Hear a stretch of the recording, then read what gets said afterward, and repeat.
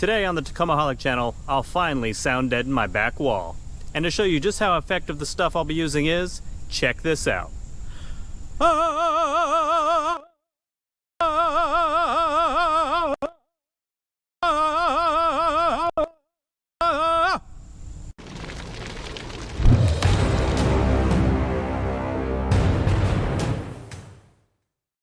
When you guys start shopping around for the sound deadening material, there are literally tons of different choices. Personally, I went with the Noico. It's 80 mil, but it's actually 2 millimeters thick. You can see I have the black texture right here. And I went with 36 square feet, which should obviously be more than enough for the back of the truck and hopefully have some left over to do the doors. So like I said, 36 square feet. It comes in this box right here with 9 of these sheets. Each of these sheets weighs 2.4 pounds, so if I use the whole 36 square feet, that's an additional 21.6 pounds added to the weight of my truck. It never ends, more weight always coming. Noico also has, it's the exact same stuff. I have this 18 square feet, and you can see it comes in silver. So you can go with either one. They're both identical with the exception of the color, but I am going with black because I'm gonna go ahead and leave my rear seats out.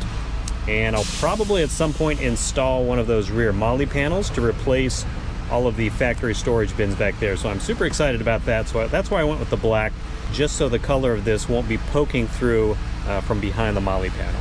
Additionally, I also got this roller that they recommend you use. It should help make the installation much smoother. Get this nice and flat so you're getting the maximum sound deadening capacity. As always, links for all of this stuff down in the video description below if you guys are interested in picking this up for yourself.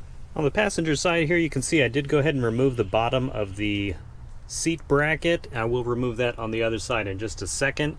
And just to give me more access to the corner here, I did go ahead and take off the plastic panel right here and then down here on the floor, so I'll show you how to do that on the other side right now. If you're going to remove the bottom of the seat bracket like I did, it is just 2 10mm bolts right there to remove, and the whole thing comes right out. Here where my finger and thumb are, you can see the holes where that seat bracket was, and this does go straight through to the outside underneath the truck. So if you do plan on leaving the seat bracket uninstalled, make sure you take those bolts and reinstall them in the hole so you don't get exposure to the outside world. To remove the bottom trim piece right here in the door frame, you could use a trim tool, but honestly, if you just get your fingers right over here towards the middle, that's where it first attaches. You can sort of pop it up. Once you get that, just sort of work your way down. You can hear it. It sounds like something's breaking. It's not. It's just plastic popping free of the tab. Sort of work yourself all the way down. So I counted 4 pops, and you can see that's where all the that's where it was attaching right there, and that piece comes right out. And similar for this corner trim piece, you could use a trim tool, but it's pretty loose at the top. You can see, just sort of get your hands over there and work it free. Again, listen for the pops. Just never go too hard with this because you don't want to force it and break anything, but it usually pops right out. Got it loose up here. And I just work around from the door. I'm sort of pulling it back this way because it does sort of wedge down in there with the carpet and the door frame.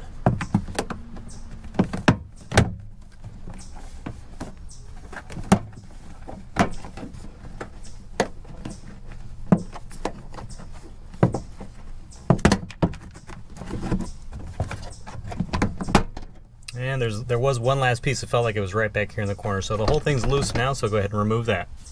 Now there is one last corner piece of trim up here where the top of the seatbelt attaches, and I suppose if you remove that, you'll get even more exposure for the exposed metal, so you can cover that up with the sound deadening material. I'm not going to mess with this just because this should be good enough for my application. However, if you do want to remove this, there is an airbag up there, so make sure you disconnect the battery first.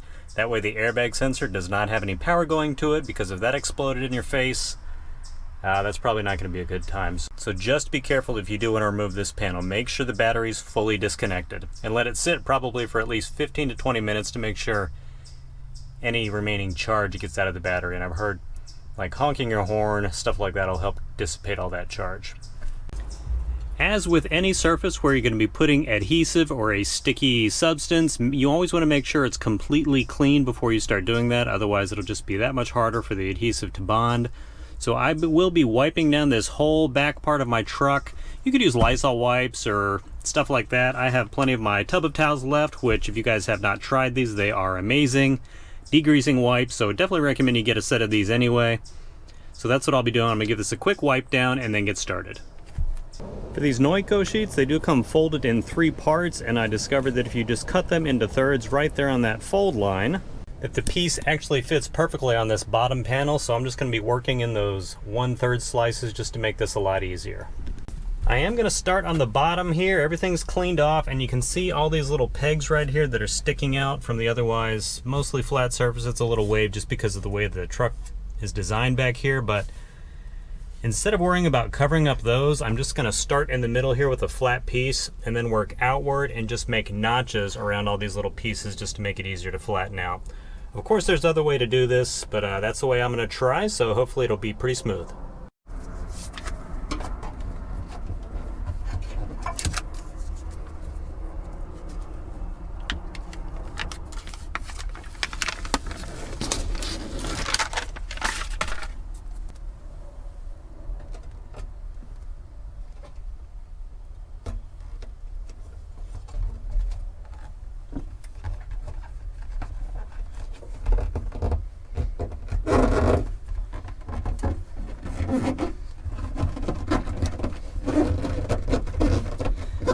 Trying to guide it in there because this is sort of waved on the back, so I'm getting my fingers in there and then folding it over before I use the roller.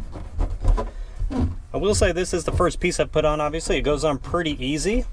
The back of it is obviously sticky, but not sticky enough to the point where if you accidentally mess up the placement, it'll be a pain to get off, so I like that feature.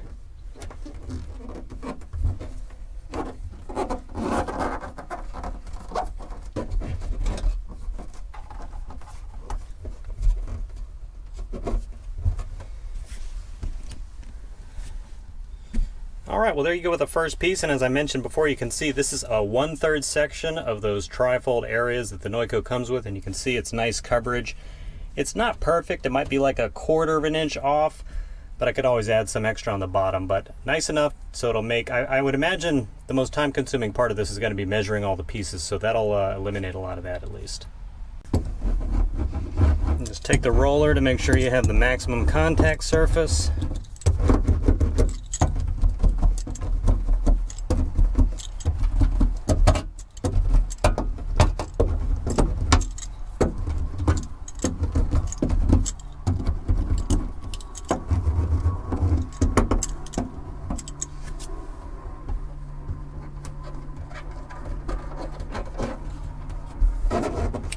If for some reason also you're doing this on a cold day, it's about 60 degrees right now, so perfect weather for this, but if you're doing it on a cold day, you can take a heat gun and sort of go over the sheet you're working with in that specific minute just to make it a little more pliable, but at this temperature mine went on pretty easy, so I'm pretty pleased with the results so far. This is the first piece I'm actually going to notch. You can see I'm just putting blue tape on the top where the notch is going to be, and then measure and mark that with just a regular permanent marker just to make it that much easier to cut. And just to make sure everything's lined up, I've still got the paper on the back so it's not going to stick. Got it lined up. You can see it overlaps perfectly on the notch. I do have the leftover piece right here that I will put over here just to sort of double that up. And of course the second piece is overlapping the first piece. Probably more than it needs. I would guess about 1/4 inch or 1/2 inch would be ideal. But I'm just going to go ahead and overlap it. It looks like it's about 1.5 inches right now.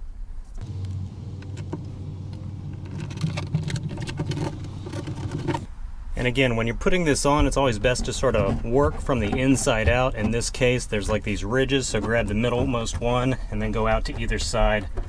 Instead of going top to bottom, it feels easier this way.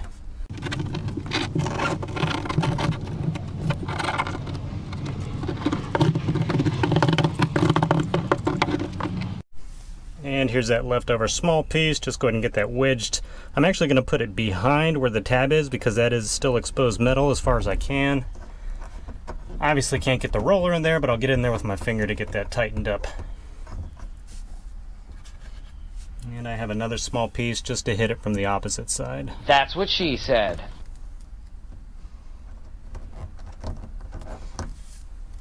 And again, here's the second notch piece. I'm not going to show the whole part, obviously, just sort of the first few, just so you guys can see how to get it started.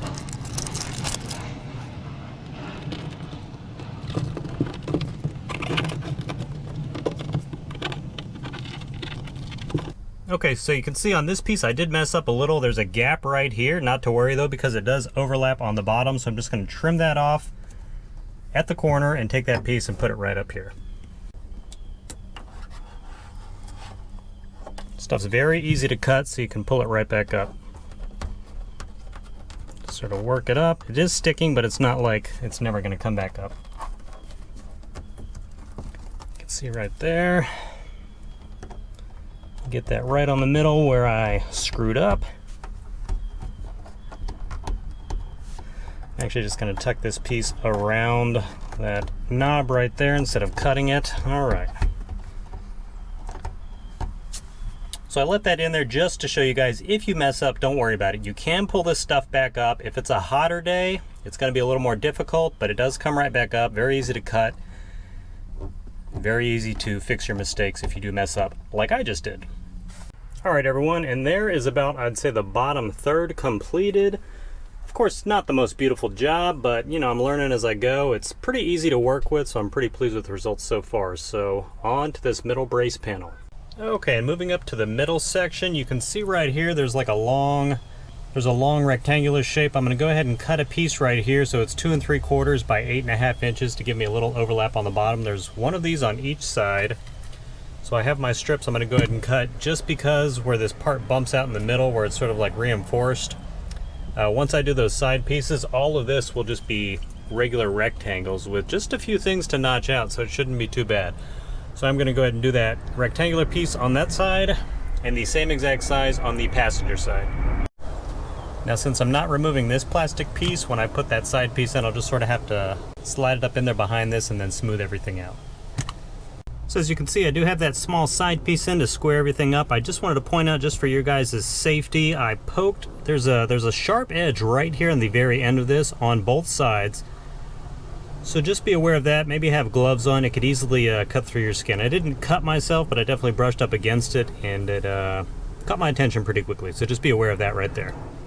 As luck would have it, I did have 2 scrap pieces I cut to length, so in between all of these pegs right here in the middle, so I will just start those underneath and then wrap them over and hopefully have a straight line across so I can put one giant straight piece up here.